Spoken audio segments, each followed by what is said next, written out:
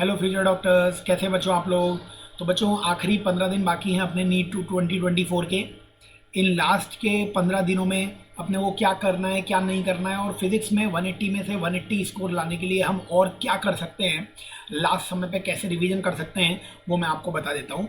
बच्चों सबसे पहले बहुत सारे बच्चों के आजकल कॉल्स आ रहे हैं, वो सब बोल रहे हैं सर हमें टेंशन हो रही है, सर हम थोड़ा थोड़ा डर लग रहा है हमें। बच्चों 25 लाख लोगों ने फॉर्म भरा है, और यकीन मानिए हर पढ़ने वाले बच्चे की स्थिति वही है जो तुम्हारी है। तुम्हें टेंशन लग रहा है, तुम्हें थोड़ा डर लग रहा है, ये सभी फ्यूचर डॉक्टर्स के साथ है, सेम स्टोरी है यार, तुम कोई अलग नहीं है। ये थोड़ी नर्वसनेस होना, थोड़ी टेंशन होना, थोड़ा डर होना, ये अच्छे साइंस है हमारे लिए कि हाँ हमने साल भर मेहनत की है। अब क्योंकि आखिरी मोमेंट है इसलिए हमें थोड़ा बहुत डर लग रहा है, जो बिल्कुल नॉर्मल है, लेकिन इस डर को अपने ऊपर हावी नहीं होने देना है। आपकी जो स्थिति है बच्चों, हर साल हम इतने स्टूडेंट्स से मिलते हैं, हर साल पढ़ने वाले स्टूडेंट्स की यही स्थिति होती है। थोड़ा बहुत डर उन्हें लगता है क्योंकि बहुत बड़ा एक साल में एक ही मौका मिलता है ना नीट के पेपर का, तो ऐसा लगना बिल्कुल नॉर्मल है। तो बिल्कुल घबराने की ज़रूरत नहीं है। अगर आप टेंशन में हैं, थोड़ा थोड़ा डर लग रहा है आपको, बिल्कुल घबराने की ज़रूरत नहीं है। बस ये सोचने का कि हमारे साल भर की मेहनत हमारे साथ है। हमारे साल भर में हमने जो क्लासेस अटेंड की है, बिल्कुल ध्यान से क्लास अटेंड की हैं, हमने साल भर माइनर्स, हमने साल भर पेपर दिए हैं, हमने साल भर जितना हो सका उतना पढ़ा है, तो हमारे साल भर की मेहनत हमारे साथ है, इसलिए वहाँ पे सब चीज़ें हमें याद आ जाएंगी। बहुत सारे बच्चे बोलते हैं कि सर मैं ऐसा लग रहा है भूलते जा रहा हूँ चीज़ें। बच्चों बिल्कुल नॉर्मल है, ऐसा सबको लगता है पढ़ने वाले को, लेकिन जब आप एकदम उस माहौल में नीट के पेपर में बैठे होंगे ना, तो चीज़ें याद अपने आप आने लग जाएंगी। समझ रहे हो? तो बिल्कुल घबराने की ज़रूरत नहीं है, बिल्कुल घबराने की ज़रूरत नहीं है। अगर आपको टेंशन है तो बिल्कुल सब नॉर्मल है, हर पढ़ने वाले बच्चों को टेंशन लगती है। यकीन मानिए जितने लोगों ने पढ़ाई की है वो सब सेम माहौल से गुजर रहे हैं, उनका दिल धक धक धक धक हमेशा कर रहा है। बिल्कुल घबराए नहीं, बिल्कुल परफेक्टली नॉर्मल कंडीशन है आपकी। आप सब लोग डॉक्टर बनने वाले हैं, ठीक है। दूसरी बात बच्चों, अभी जो टाइम है ना, इस समय पे आपको एक मैं सजेशन देना चाहूँगा, आप कोई डिस्कशन ना करें किसी भी बच्चे से। डिस्कशन ना करें मतलब किसी भी वाद विवाद में ना पड़े। मतलब डिस्कशन आप क्वेश्चन के बारे में भी ना करें, ना तो किसी वाद विवाद में पड़े, क्योंकि आप डिस्कशन करेंगे ना तो ऐसा आपको लगेगा कि यार वो मेरे से ज़्यादा पढ़ा हुआ है ना, ये क्वेश्चन भी मेरे से नहीं हो रहा है। तो आप किसी भी डिस्कशन से इस लास्ट मोमेंट पे बचें बच्चों। कोई डिस्कशन तुम्हें अब नहीं करना है किसी भी बच्चे से। कोई आपसे बोलने आ रहा है, नहीं बोलने आ रहा है, आप थोड़ा इंट्रोस्पेक्शन करें, आत्मचिंतन करें, अपने आप के बारे में सोचें कि यार मैं साल भर बहुत अच्छी मेहनत की है मैंने, तो मैं तो डॉक्टर बनना बिल्कुल डिजर्व करता हूँ इस साल। आप दूसरे से डिस्कशन में ना पड़ें, बिल्कुल बिल्कुल बिल्कुल दूसरे से डिस्कशन में ना पड़ें, ताकि हम एकदम फ्रेश रहें, उस पेपर के लिए बिल्कुल तैयार रहें। अपनी प्रिपरेशन बहुत अच्छी है, ये याद रखें। तो मैं बोलना चाहूँगा कोई भी डिस्कशन में किसी भी बच्चे को पढ़ने की ज़रूरत नहीं है। तीसरा पॉइंट मैं क्या बोलना चाहूँगा बच्चों, अभी कोई भी नया एक्सपेरिमेंट नहीं करना है तुम्हें, कोई न्यू एक्सपेरिमेंट नहीं करना है। नए एक्सपेरिमेंट का मतलब ये नहीं मैं फिजिक्स के एक्सपेरिमेंट की बात कर रहा हूँ बच्चों। नए एक्सपेरिमेंट का मतलब अब जो भी लास्ट मोमेंट्स पे तुम शायद कुछ प्री नीट दे रहे होगे, जहाँ पे भी आप पढ़ रहे होगे वहाँ पे फुल सिलेबस टेस्ट दे रहे होगे बच्चों, कोई भी नया एक्सपेरिमेंट अब मत करो। नए एक्सपेरिमेंट का मतलब क्या है, अब तुम्हारा पैटर्न सेट हो जाना चाहिए कि मुझे नीट में सबसे पहले बायो करनी है, फिर केमिस्ट्री करनी है, फिर फिजिक्स करनी है। टाइम मैनेजमेंट प्रॉपर हो जाना चाहिए कि बायो मेरे को 50 से 55 मिनट में कर लेनी है, केमिस्ट्री ज़्यादा से ज़्यादा 50 मिनट या 55 मिनट में कर लेनी है, और लगभग सवा घंटा मुझे फिजिक्स को देना है। ये मैं एक एग्जांपल दे रहा हूँ, इसमें कम ज़्यादा समय तुम्हें लग सकता है। कोई नया एक्सपेरिमेंट नहीं कि आपने साल भर तो बायो केमिस्ट्री और फिजिक्स, और नीट के पेपर में जाके पहले फिजिक्स उठा लिया, केमिस्ट्री उठा ली। बच्चों नहीं, हमने कई बार ऐसा देखा है कि बच्चे नीट में नया एक्सपेरिमेंट कर देते हैं। नीट में नया एक्सपेरिमेंट करोगे बच्चों तो वहाँ पे उतना फ्रूटफुल रिजल्ट, उतना लाभदायक रिजल्ट नहीं प्राप्त होगा। तुमने साल भर एक्सपेरिमेंट करके देख लिया है, अब अपनी स्ट्रेटजी को फाइनल करो। उसी स्ट्रेटजी के साथ सारे प्री नीट और सारे फुल सिलेबस के टेस्ट तुम्हें देने हैं। कोई नई स्ट्रेटजी नहीं अपनानी है। स्ट्रेटजी जो भी तुमने साल भर अपनाई, बायो केमिस्ट्री फिजिक्स, अगर ये ऑर्डर है तो इसी ऑर्डर में चलो। जो टाइम मैनेजमेंट तुम्हारा हो रहा है उसी टाइम मैनेजमेंट के अनुसार चलो। और ओएमआर भरने की तुम्हारी जो स्ट्रेटजी है बच्चों, उसको भी चेंज नहीं करना है। अगर तुम एक सब्जेक्ट खत्म होने के बाद ओएमआर भरते हो तो वही स्ट्रेटजी कंटिन्यू करो। अगर तुम सारा पेपर होने के बाद फिर ओएमआर भरते हो, एक बार में तुम्हारा पेपर हो जाता है, फिर तुम ओएमआर भरते हो, फिर सेकेंड राउंड में जो सवाल आते रहते हैं उनके साथ में भरते रहते हो, जो स्ट्रेटजी है वही अपनानी है अपने को, नई स्ट्रेटजी नहीं अपनानी है। जैसे कुछ बच्चे स्ट्रेटजी में क्या करते हैं कि एक बार तो पूरा पेपर कर लेते हैं फर्स्ट राउंड में उन्होंने पेपर किया तो लगभग उनके सवाल, जैसे मान लीजिए उनको 120 सवाल उनके सही हो गए, तो 120 सवाल उन्होंने कर लिए पहले अटेम्प्ट में और 120 की ओएमआर भर दी। ये 2 घंटे में हो गया। अब लास्ट के 1 घंटे बाकी हैं, तो 1 घंटे में अब वो सेकंड राउंड चालू करेंगे और सेकंड राउंड में जैसे जैसे उनके सवाल होते जाएंगे उनके साथ साथ ओएमआर भरते रहेंगे। अगर ये आपकी स्ट्रेटजी है तो इसे फॉलो करें। जो भी आपकी स्ट्रेटजी है, जिस भी तरीके से आप पेपर अटेम्प्ट करते हैं बेटा जी, अब उसको बिल्कुल बदलना नहीं है ना। तो बिल्कुल इन चीज़ों का ध्यान रखेंगे। स्ट्रेटजी लास्ट मोमेंट में नहीं बदलनी है यार। अब युद्ध आ चुका है, युद्ध से पहले जो अभ्यास था उसमें तुमने अलग अलग तरीके लगा के देख लिए कि कैसे कैसे क्या आता है, तो अब आप अपनी स्ट्रेटजी बिल्कुल नहीं बदलेंगे। फिर लास्ट बात मैं ये कहना चाहूँगा, आप घर पर या तो आपके कोचिंग संस्थानों में जो पेपर हो रहे होंगे वो 2 बजे से 5:30 या 5:20 तक के होते होंगे। नहीं होते हैं वो पेपर तो आप घर पे 2 से 5:20 तक अपनी चेयर टेबल पे बैठने की प्रयास कीजिए। अपनी बायोलॉजिकल क्लॉक सेट कीजिए बच्चों, अपनी बायोलॉजिकल क्लॉक सेट कीजिए, अपने माइंड को सेट कीजिए कि मैं 2 से 5:20 मतलब लगभग 3.5 घंटा मेरा माइंड बिल्कुल सेम तरीके से चलता रहे। हमने कई बार नीट के पेपर के बाद बच्चों के व्यूज़ लिए तो बच्चे ये बोलते हैं सर पहले 1.5 घंटे तक सब कुछ ठीक था, मेरी बायो हो गई थी, मेरी केमिस्ट्री भी आधी हो गई थी, लेकिन 1.5 घंटे बाद पता नहीं क्या हुआ, मेरे से क्वेश्चन ही सॉल्व नहीं हो रहे थे। घर पे आया तो क्वेश्चन सॉल्व हो रहे थे। बच्चों ऐसा क्यों हुआ? क्योंकि आपका जैसे घर पे आप स्टडी करते हो तो 1 घंटे तो तुम स्टडी करते हो, 1.5 घंटे तो तुम स्टडी करते हो, फिर तुम्हारी बॉडी ब्रेक मांगने लगती है तो तुम इधर उधर चले जाते हो। यही नीट के पेपर के दौरान होता है तुमसे कि यार 1.5 घंटे तक तो दिमाग बहुत अच्छा चला, लेकिन अब तो मेरी आदत थी कि 1.5 घंटे बाद मेरे को ब्रेक लेना है, मैं ब्रेक लेने चला गया, तो नीट में तो ब्रेक मिल नहीं पाया, तो मेरा दिमाग वहाँ पे क्या हो गया, पजल हो गया, धीमा हो गया। जो 1.5 घंटे में मैंने बहुत अच्छा काम किया था, अगले 1.5 घंटे में वो काम बिल्कुल कम हो गया, जबकि वो सवाल मेरे को आते थे। तो बहुत ही इंपॉर्टेंट बात है, आप अपने दिमाग को 3 घंटे कंट्रोल करना सीखिए, 3 घंटे बिल्कुल कंसंट्रेट करना सीखिए। उसके लिए आप 2 से 5:20 मतलब कि आप दिन में 2 से 5:20 में ज़रूर मॉक टेस्ट दीजिए, या मॉक टेस्ट नहीं दे रहे हैं, पढ़ रहे हैं तो फिर 2 से 5:30 बजे तक लगातार पढ़िए, बीच में कोई ब्रेक नहीं लीजिए। सही है? ये सारी बातें ध्यान करना।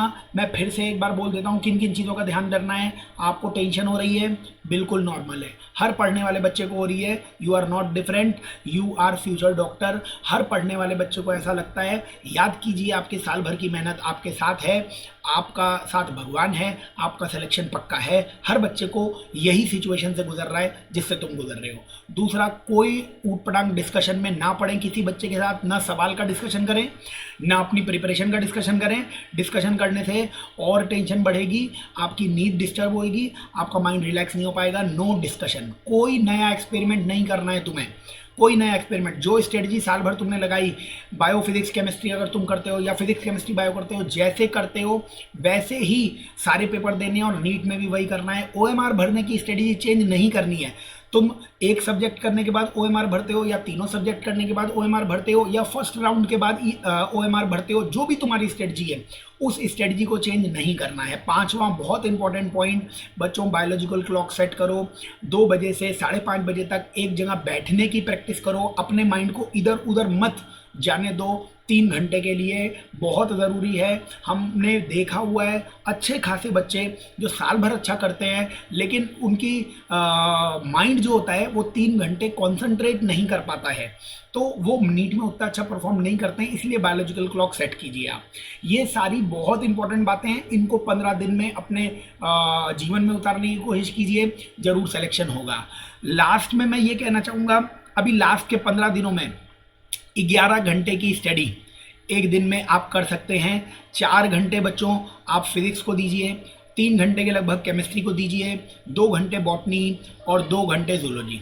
तो ये 11 घंटे आप पढ़ सकते हैं। बहुत ज़्यादा पढ़ने की ज़रूरत नहीं है।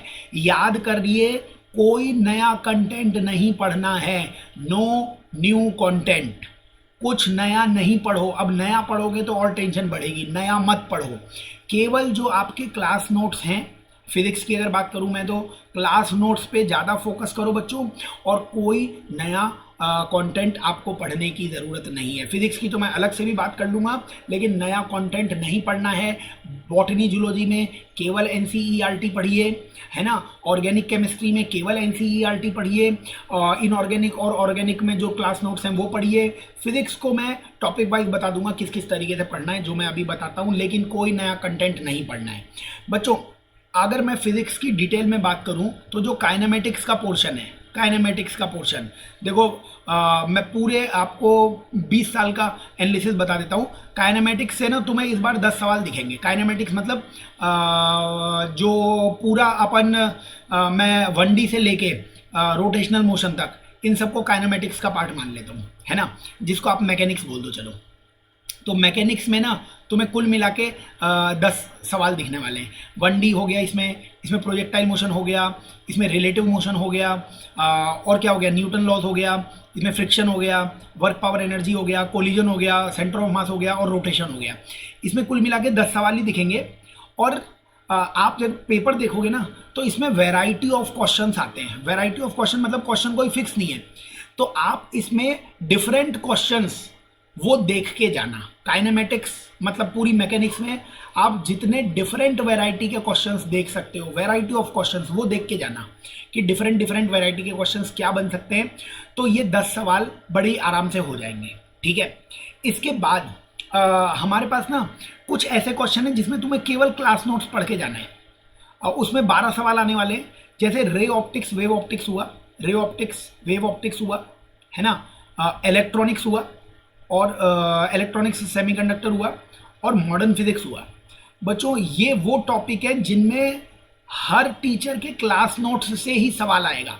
नीट में बिल्कुल डेप्थ नॉलेज नहीं आती है। ये जो टॉपिक्स है, ray optics, wave optics, electronics, semiconductor, modern physics, इसमें केवल भगवान के लिए क्लास नोट्स पढ़ लो आप, उसी में से सवाल दिख जाएगा आपको। जो भी एक्सपीरियंस फैकल्टी है, 10-12 साल से पढ़ा रहा है, आपके टीचर्स, उनके नोट्स देख लो। इन टॉपिक्स में केवल क्लास नोट से ही सवाल आने वाले हैं। काइनेमेटिक्स में तुम्हें number of question, variety of question देखने पड़ेंगे कि यार जैसे फ्रिक्शन में कितने तरीके के सवाल बनते हैं कि रस्सी लटकी हुई है तो वो ऊपर रखने में कितना वर्क करना पड़ा हमें उसे, तो वर्क पावर एनर्जी के अलग अलग सवाल हो गए, है ना। जो मैक्सिमम लेंथ लटक रही है फ्रिक्शन में, उसका क्या हो गया, 2 ब्लॉक सिस्टम आ गया। तो यहाँ पे number of questions, variety of questions देखने पड़ेंगे मैकेनिक्स में आपको।